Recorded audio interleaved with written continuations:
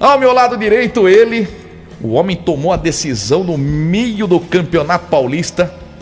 Meio não, né? Logo depois da partida contra o Palmeiras, o Nata recebeu uma mensagem divina de que ele teria que parar, encerrar sua carreira, se aposentar para virar pastor. É um trabalho que ele já exercia e com muita propriedade. Aliás, o Nata teve fundamental importância no acesso da Inter para a Série A1, porque graças a ele conseguiu unir todo o grupo da Internacional, trouxe com ele pessoas importantíssimas religiosas que seguiam também o caminho da Bíblia, como França, como Chumbinho, como Rodrigo Paraná, iluminado Rodrigo Paraná. Tô com uma saudade imensa desse atacante da Internacional. Seja muito bem-vindo, Nata, e desde já agradecendo o Henrico Ambrogini, a Isabela Sabelli, com o João Vitor Fedato e o presidente Lucas D'André, porque o Nata ainda tem contrato com a Internacional.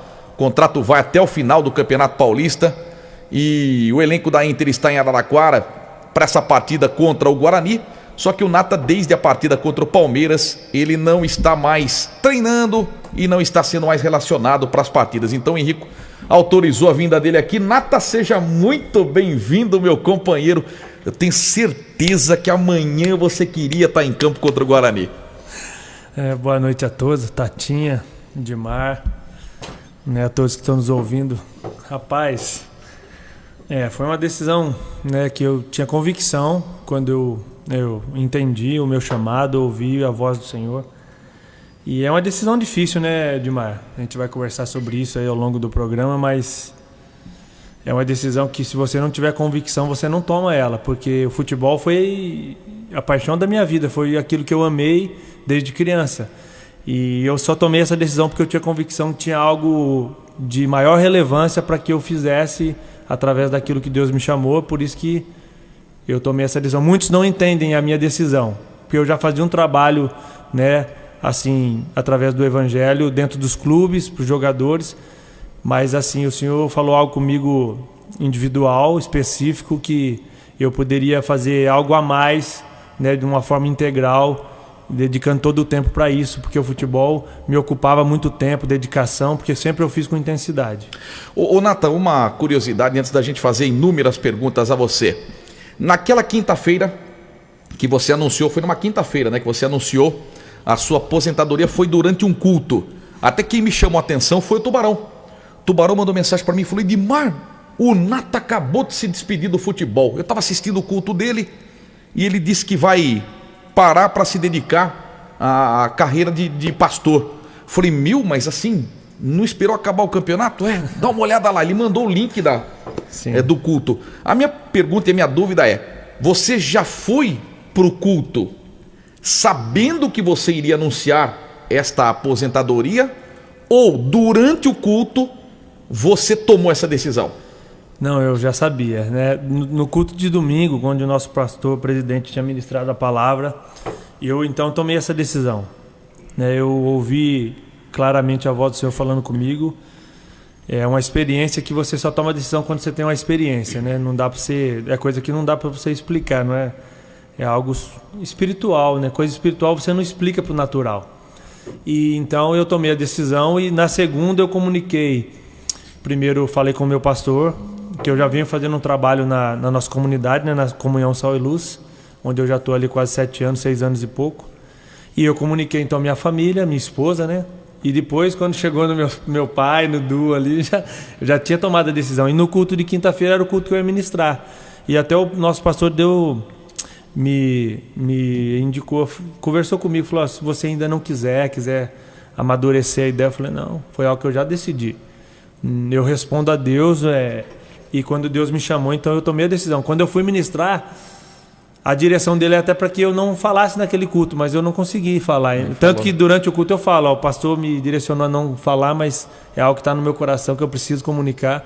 E ali eu tomei a decisão, por isso que eu não voltei, nem para terminar o contrato, fazer os últimos jogos, E eu conversei com a diretoria da Inter na terça-feira. Então, Nata, agora outra pergunta que me vem à cabeça.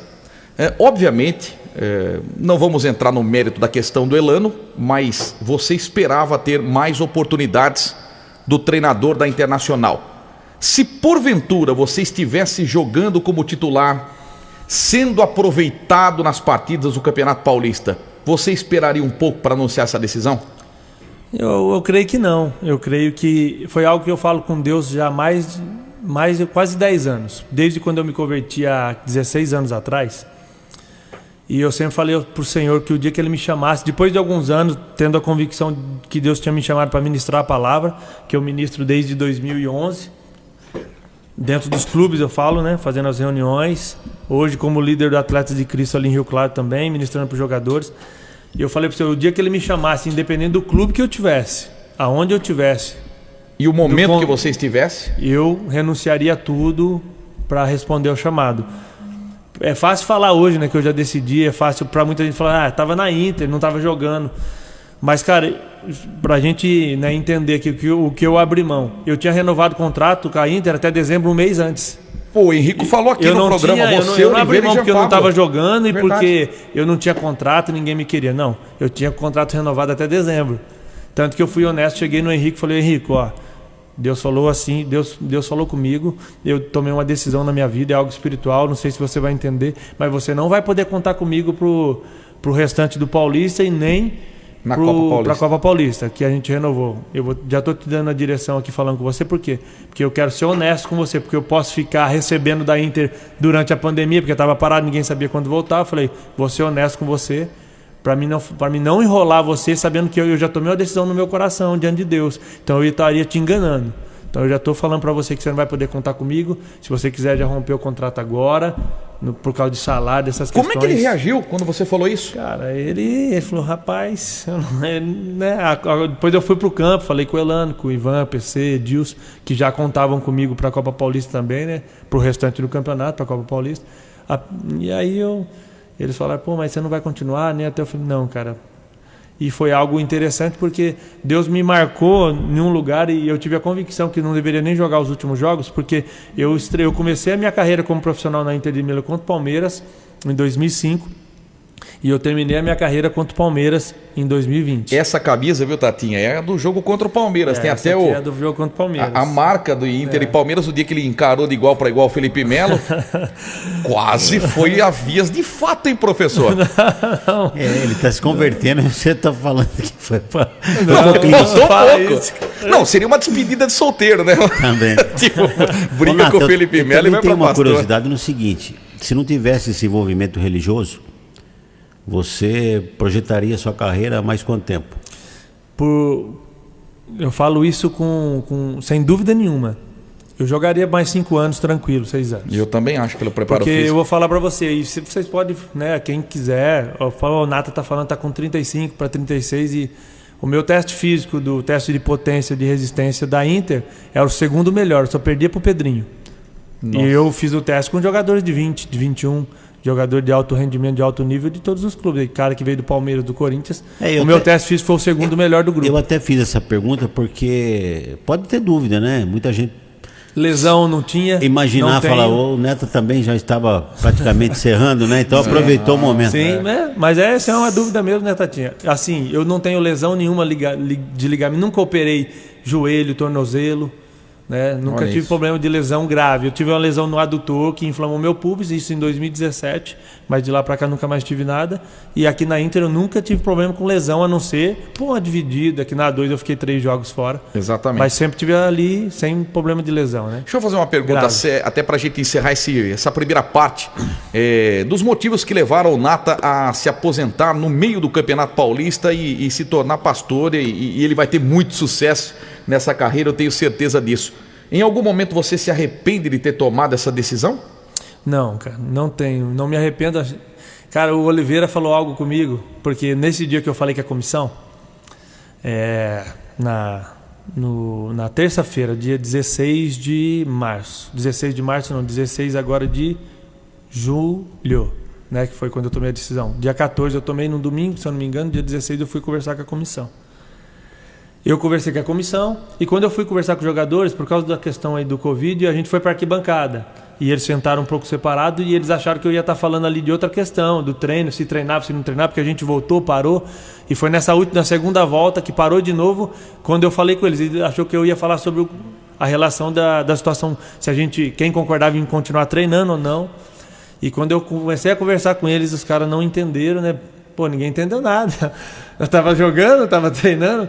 E aí quando eu falei com eles, o Oliveira depois, né, falando comigo, eu tenho um relacionamento muito próximo com o Oliveira, que era o líder junto comigo ali da questão né, de fazer as reuniões, de falar da palavra de Deus. É outro cara ali que é sensacional, que lidera ali, que encabeça junto comigo, desde o começo no final de 2018. E depois ele veio falar comigo, que ele chegou em casa e a esposa dele depois falou comigo, o que aconteceu? Que o Oliveira chegou aqui chorando, triste, ele não entendeu, sabe, chocou um pouco, né? Ele falou para mim, pô, você foi muito frio, porque você não se emocionou, né? Mas assim, é algo que eu já vinha, porque as pessoas acham que você tomou uma decisão brusca, de algo que você não se preparou. Não, eu já vinha numa preparação, né, dentro do ministério, fazendo a obra de Deus, né, me preparando, porque você não vira pastor, você já é pastor, você só vai desenvolvendo até você... É como um jogador de futebol, ele se torna um jogador profissional, mas teve um processo, ele já é jogador há muito tempo. Bem lembrado. E eu já faço um trabalho com o evangelho, nesse trabalho ministerial faz tempo. E aí quando eu tomei a decisão, é algo que já estava no meu coração. E eu falo assim, para você vencer um amor, tem que ser um amor maior. E hoje eu amo mais fazer a obra do Senhor do que o futebol, por isso que eu deixei o futebol. Ô Natão, Dimar, só um minutinho. Eu tenho uma outra curiosidade, porque vamos falar mais do ano passado, que era mais, a gente sentia, né, que era um clima mais religioso na Internacional. E vocês, a todo momento, não só você, como vários que passaram por aqui, que deram entrevista, e falaram muito, né, que o time estava muito focado nesse processo aí religioso. Se eu perguntar para você se isso pesou, lógico que você vai falar que pesou, mas eu queria saber o motivo. Por que foi favorável? Cara, eu creio que favorável sempre será quando você confia em Deus, quando Deus está direcionando as coisas, né? Quando você tem uma fé em algo sobrenatural, que você sabe que você faz o seu melhor como se dependesse de você, mas sabendo que Deus sempre vai estar do seu lado e tudo depende dele. Quando ele está no comando das coisas, ele te direciona, ele te guia. Nosso grupo de 2019 confiava muito assim que Deus estava trabalhando. A gente via muito sinal da mão de Deus em tudo que aconteceu. Então a nossa fé, a gente não tinha dúvida do acesso, porque a gente falava de acesso antes da estreia. A gente não falava de acesso depois que a gente classificou. Tanto que perdeu para o 15 na estreia, o Nata veio aqui no programa e disse, me lembro. vamos subir, torcedor da Inter, vamos subir. Cara, era algo que não dá para explicar, porque você fala, não tem como explicar. Parece que era balela que eu estava falando, que os outros jogadores falavam, que a gente tinha convicção no nosso coração, na nossa alma, no nosso espírito, que o grupo nosso, Deus formou aquele grupo para subir, para honrar cada um. Chumbinho vindo da Grécia, Paraná tendo uma visão, coisa espiritual, que ele viu a gente com o troféu. A gente entendia que era o título, a gente só não entendeu isso na visão. Porque Deus às vezes ele dá uma visão e não dá tão específica. A gente não consegue entender tão claro. E Nata, tem uma comparação do elenco passado com o desse? Faltam peças assim, mais religiosas no elenco? Eu não falo religioso. Tem bastante jogador, tem bastante servo de Deus ali. Oliveira é um deles, inclusive. Oliveira tá ali, eu tava no grupo. Lucas Braga também é cristão. Murilo Rangel, que tá junto com a gente nas reuniões. Também, né? Roger Bernardo também é cristão há muitos anos. Tomás é cristão há muitos anos, que estava nosso. Nilson é cristão também. Então, e outros lá que também estão sempre na reunião. Charles é um cara muito também sério, focado lá. Mas, o Nata, não interrompendo, já interrompi, né? Sim. Mas eu tenho uma curiosidade, até uma convicção de que todos, né, que entram em campo e fazem lá cada um a sua prece, o seu pedido. Sim. Aí você fica indagando como é que Deus, porque a gente considera que Deus é justo, né? Isso não tem dúvida. Por que tirar a alegria de um e dar para outro? Porque os dois vão pedir, pode ter certeza que no outro time também tem pessoas religiosas que estão pedindo, independente da religião, mas estão pedindo para Deus alguma coisa positiva, né? Durante aquela partida. Porque um perde e outro ganha. Então fica esse peso. Eu tenho uma convicção de que Deus é justo, eu não acho que ele vai tirar de um para dar para outro. Você usou uma palavra correta, Deus é justo. Ele vê o trabalho, ele vê a necessidade durante o trabalho. E de verdade eu vou falar de algo para você que eu acredito. Porque quando entra dentro de campo, os dois times vão lá rezar, orar no vestiário. Só que Deus, a Bíblia fala que Deus sonda o coração do homem. E Ele sabe por qual propósito aquela pessoa está orando a Deus. Qual que é a motivação do coração dela? Por que ela joga futebol? Qual que é a motivação? É para o ego, é para a fama, é só para que ela apareça ou para que Deus seja glorificado? Isso para mim faz a diferença. Então, é exatamente a pergunta que eu fiz para você. Um grupo igual ao do ano passado você não vai encontrar. Cara, é difícil. Um grupo que cuidava de quem também não queria. Porque a gente não olhava só para o futebol. Porque teve momentos lá que teve jogadores que teve problema de noite, que torcedor encontrou na noite, na 2 eu falo, né? Hoje já posso falar mais claro sobre isso. E o aval foi assim, ó, o presidente já decidiu, o Valim chegou na gente, em mim, no França e no Oliveira, falou, ó, vai mandar embora. Falou, não manda embora não. A gente vai conversar com ele, dar mais oportunidade para ele. Então a gente era honesto também com aqueles que não conheciam Deus. Porque você falar que é servo de Deus só para que você tenha resultado dentro de campo, isso não é o propósito de Deus, o maior propósito. Claro que Deus quer nos abençoar, mas o maior propósito de Deus é que pessoas mudem de vida. E a gente era um instrumento de Deus para que pessoas conhecessem Ele. Tanto que a gente chegou em 3 jogadores e falou assim, ó, vocês têm que parar. O presidente já falou que vai mandar embora. E a gente segurou, a gente conversou com o Valim, com o presidente, falou, não manda embora, dá mais uma oportunidade. Teve 2 que ouviu e teve um que não, tanto que depois ele foi mandado embora no meio do campeonato. Não vou citar nomes aqui. E os 2 foram essenciais, os 2 que ouviram, né? Foram essenciais no acesso. Não foi essenciais assim, jogando, os 2. Um jogou menos, mas teve na decisão dos pênaltis, ele foi essencial, que ele bateu o pênalti. E o outro jogando na fase final de forma assim que... E eu vi a mão de Deus trabalhando na vida dele, porque ele era o 4º da posição. Depois ele virou titular absoluto. Tá certo. Para fechar essa primeira parte, a importância da sua esposa e do seu filho nessa sua decisão. Ah, cara, de verdade, as coisas têm que estar alinhadas, né? Dentro de casa, senão é difícil a gente responder a um chamado desse quando a sua esposa não entendeu. Só que a minha esposa vem de um berço evangélico, né? Que ela foi um instrumento de Deus para a minha conversão, então ela entende melhor do que ninguém todo o processo de Deus na minha vida, a minha transformação, a mudança. Vocês sabem aqui das minhas histórias, quando eu era novo, quando eu não conhecia Jesus, eu era um cara descabeçado, tanta cagada que eu fiz aqui em Limeira. Verdade. Então, ela sabe, ela foi um instrumento de Deus, sofreu nesse processo, mas hoje ela entende mais do que ninguém. E hoje ela, quando a gente conversa, fala, meu Deus, o que Deus fez na nossa vida, o que Deus fez na sua vida, a gente não consegue imaginar de onde Deus te tirou e do que Ele está fazendo hoje. Então, a importância é essencial. Eu tenho que ter uma parceira do meu lado, senão não dá para você responder, né? Perfeito, Nata. Vamos lá com o Limeirão Desmanche. Daqui a pouco mais e o Nata